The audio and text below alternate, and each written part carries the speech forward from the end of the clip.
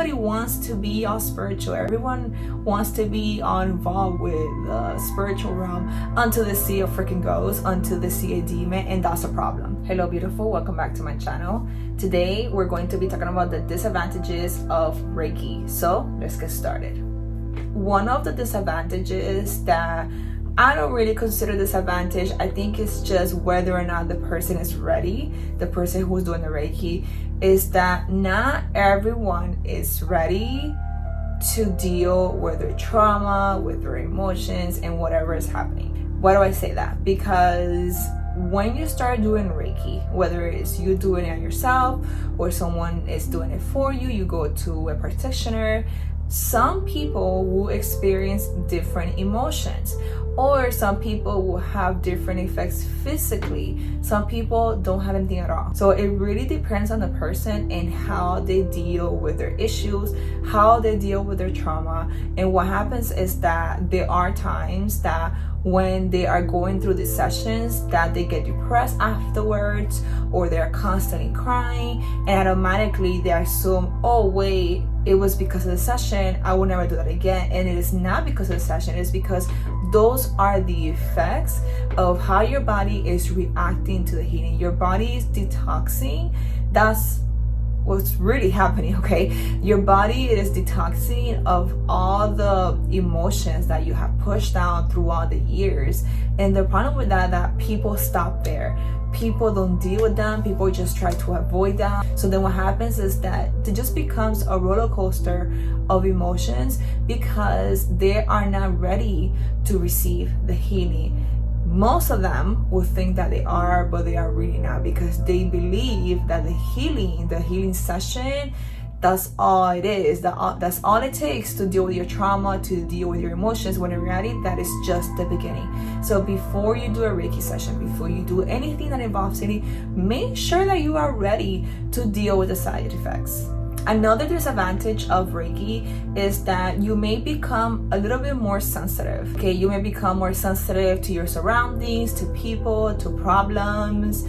For instance, for me, I felt that Reiki made me extremely sensitive, but I understand where it comes from. It comes from many years without crying. I'm usually not a crier, and I am letting go of that because for me, it was just a thing that if you cry, you were weak. So I felt that no, there's no crying in this physical body. And all the years that I didn't cry, I feel like now my body's just taking over, like, okay, we're going to cry, girl. We're going to cry all the time. And it's just what it is. You have to accept the fact that you may not be the same anymore, and you have to understand that sometimes when it comes to doing Reiki, when it comes to doing any energy work, that you may become sensitive. You may cry here and there, and you may be wondering, oh my god, I have depression. It is not depression, it's just that is how your body, it is now expressing itself.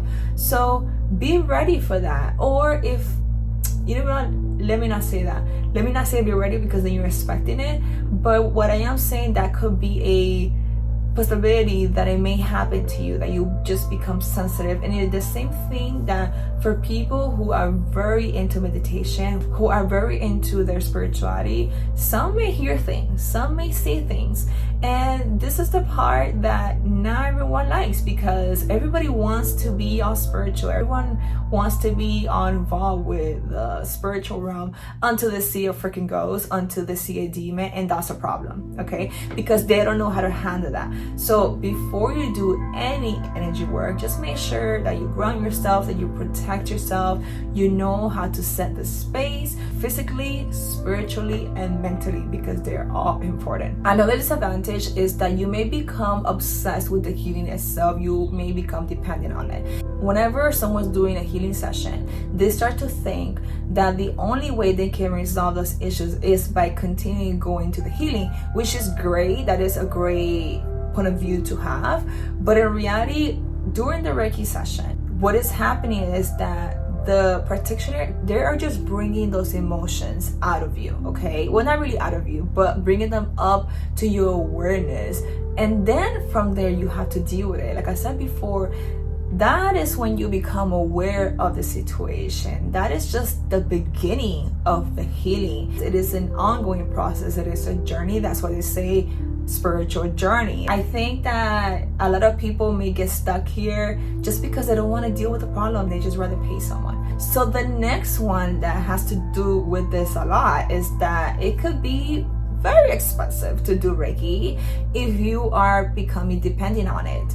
The average Reiki session is around $65, $55 to $65, and it goes up from there. And this all depends on the experience, on the location, and other tools that they may be using. For someone like me, I always use crystals because that is really my expertise and where I started, and that's what I'm using. I'm using Reiki and crystals together, so that's an enhancement because it amplifies the energy. Some people may do other stuff that it can get very, very weird because there are different practices out there. They can do different types of teas before you go into this session for you to relax. They can put different type of music. I put music as well, but I don't really do any shamanic journey, but some people do that and they put it together with the Reiki. So it really depends on the person, and yes, it can become very, very expensive even for me. And this is why the times that I am not doing the sessions with someone, I just do Reiki on myself because hello,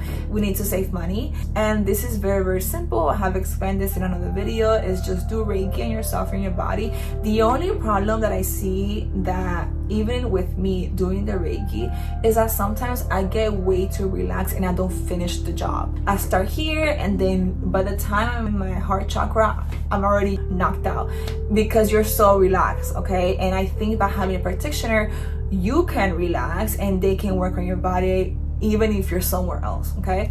I think the sweet spot is bi-weekly or monthly. I think that's actually perfect. I do not think that you need more than that because during those times you are still doing the healing but with yourself, so you can take advantage of that. So let's say that you do Reiki and that gives you 2 weeks to process everything that has happened, and then you can start again to help you through that journey.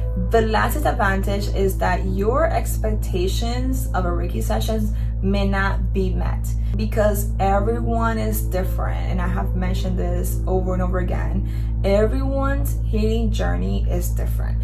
Everyone feels things different. When people go to a Reiki session, they start doing research. But what happens in that search, in that research, whatever you want to call it, is that they may counter people's experiences and how they went through this and went through that. So they start building all these ideas where, okay, this is what Reiki should be. If they don't have the same picture when they're actually experiencing Reiki for themselves, they can get very disappointed, and unfortunately that kills the whole entire session. So it doesn't matter how good the practitioner is, it doesn't matter how much experience they have, and if you're a customer, please be mindful of this.